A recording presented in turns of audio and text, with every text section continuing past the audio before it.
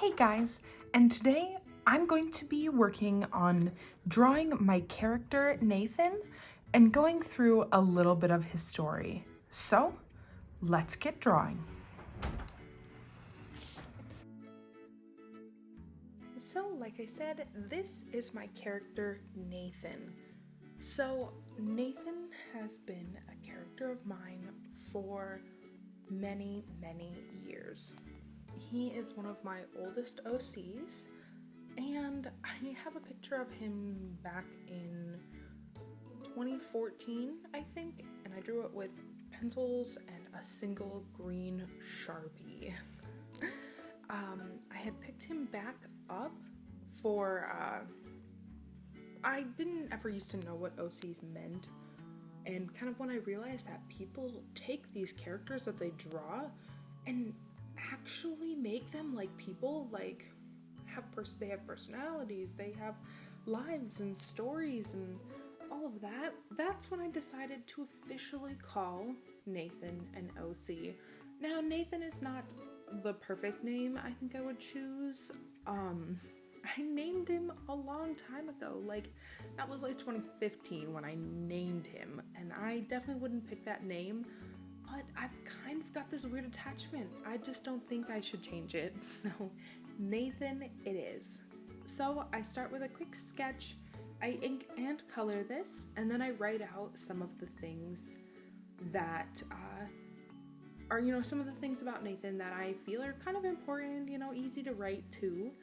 So Nathan's story is something I'm still piecing together. I have terrible memory, so I probably wrote his story in my head dozens of times, completely different. Like, it's not the same any given time because I always forget, and I finally kind of at least typed out some bullet points from this one day. I kind of spent some time and just thinking about it, and well, I kind of like talk to myself a bit when I'm thinking of stories and characters and such. So I spent a day kind of just talking to myself, and of course that day I didn't sit and write everything out. I remembered most of it, but I didn't remember a lot of it. So yeah, anyway, so I inked off screen.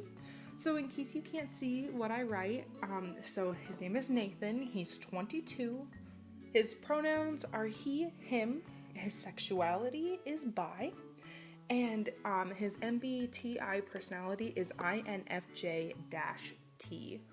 His Enneagram personality is type 6, and his height is 5'8", and his weight is 160 pounds. 5'8" being 5 foot 8 inches, and I said pounds, so yeah. His strengths are he's smart, funny, witty, he's a good friend, he's a good listener. What's that last thing I write? And he's strong. His weaknesses are he is self-doubting. He's panic prone and easily overwhelmed. So his weaknesses may or may not have been based a little bit on myself.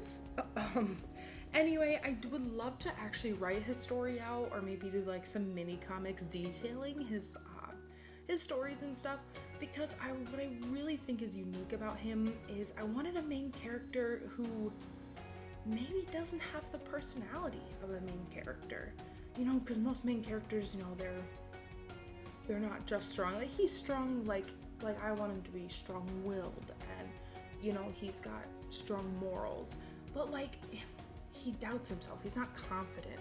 He has times where he breaks, and not just because something terrible happens. I mean, of course, I like to torture my characters, so he does have a bit of a tortured past, but he's, strong because of how weak that makes him, not strong because he had to be. He's strong because he chooses to be. I don't know, really detailed. Sometimes I can get on like a detailed rant like that. Anyway, long story short, I love him. So I do want to tell you a little bit more about him. So INFJ-T. So it's I can't remember. I know introverted. Can't remember what introverted, intuitive, feeling, and judgmental, and the T stands for turbulent. And ironically, I took this and I was not thinking of myself. It's like, what would a character who I see him as, what would he take this test as? And I took it and I got the same thing I got. So he's got the same personality as me. His Enneagram was type 6 and mine is type 4, so that was a little different. So he's from, I am still developing, I'm terrible at names, so it's going to be a little hard to go through this with you. But I'm thinking of creating an entire country. It's going to be based on modern day, so the map would probably look pretty similar. And my cat is meowing at me. She doesn't like it when I sit in my kitchen because the chairs are so high she can't reach, she can't just jump up here. Anyway, noon. Anyway, so I figured, in this world, there are lots and lots of different kinds of magic. And magic has been a human right, really, for a long period of time, long time. And humans derive their magic from different places. Not every person gets magic from the same place, and not everyone is capable enough to do magic. But they used to be. That was my thing, is humans used to be very, very intrinsically woven with magic. And there's parallel worlds of magic beings in one, humans in the other, and the magic beings would come over and they would, now my other cat is here meowing at me, and they, kind of a mutually beneficial relationship between humans and magical beings. And then one time humans decided leave it to humans, right? They decided they didn't want to be dependent on other creatures to get their magic, and they started trying to develop ways to get magic themselves, which kind of pissed off the other magical creatures, and they decided, fuck that, we're not doing this anymore. And so they left, and very small sects of magicians were left. That was it. There was nobody else. So this quick little tidbit is another character I'm designing in the world. I love them a lot. Quick little bit, no name, no backstory. I just know that they're from the same world as Nathan here. Anyway, so these magical creatures decided to leave, and there were some sects of humans which decided instead, because they still had a sacred relationship with the magical creatures, that they would cut themselves off from the rest of the world, and they did for generations, hundreds of years. And now flash to modern times with Nathan. He's from one of those last few sects. I'd imagine somewhere in Canada, and they are attacked. I haven't exactly decided what is happening with what he gets attacked as. I'm kind of deciding if there's dark magicians who are trying to kind of rid the world of magic but keep it for themselves, and they work with countries' governments because the government doesn't like the idea of having something they can't control. So they're okay with magicians being wiped out because they don't care. They can't control them anyway. What's to stop them from revolting and whatever? So they're fine with it, but they don't realize that these people have a whole nother idea in mind of what to do with this magic. So his village kind of was disrupted, and his mother was the chief of this, and so her and her husband stayed to fight, and he was sent away to a family friend. His name is Alexander. I do have some drawings of Alexander, but I don't show them.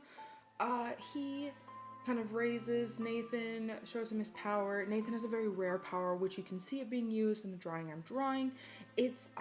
He's part of a group of people who can connect with animals or magical beings. That's the picture I'm referencing of where I originally designed what I wanted his wings to look like. So that's what I'm trying to emulate here. Back to what I was saying is, Alexander kind of teaches him his rare power, which sometimes magical beings, animals, whatever, people feel connected to those. And Nathan's is a dragon. Very rare creatures. Those creatures haven't been around on the earthly plane long time. So his story is way longer than this video. I do, like I said, it's kind of really rough yet, but yeah, I don't know. I love it. I've been working on this weird story for years now in my head, but like I said, I didn't write it down and I kept forgetting it, so anyway. But the picture in the middle where he's wearing like the brown pants, that is supposed to be what he would look like if he was kind of, if magic still was super prevalent and his village wasn't ransacked. Like that's a little bit more of what they wear, like traditional outfits and stuff. So the purple scarf is kind of a signature of his. It's supposed to have been gifted to him by his mother before she kind of went to face her last battle, like sad little, like, oh, she's dead, whatever. And it is something she was working on. So embroidery, I wanted to be like really important to their culture, and she was working on this, and embroidered on it is her and her husband, their creatures. So hers is a jellyfish and his is like an eagle. And Nathan's, she had started. So it's supposed to be like, there was only a few stitches. So as a kid, when Nathan had it and he didn't know his power was a dragon, he didn't know. But obviously in this world, he would have that scarf and the dragon would have been finished by his mother, a lovely woman. But yeah, this is a very in-depth world. I'm developing lots of characters for it, and I'm slowly decoding this world of magic I've created, because there's so many kinds of magic, I can't even list the ones that I was thinking of here. So I hope you enjoyed listening to me ramble on about my character Nathan's story, and enjoyed watching me draw these little things that go with Nathan, including him, things about him, traditional wear from his village, his wings, and his little bit of magical powers. The bottom, those are his eyes when he's using magic and when he's not. And then I did a little tidbit of like what the embroidery styles would kind of look like. I had so much fun doing this, and I hope you'll come along with me on my journey of picking apart Nathan's story and him as a person. So I hope you have a fantastic day. Bye!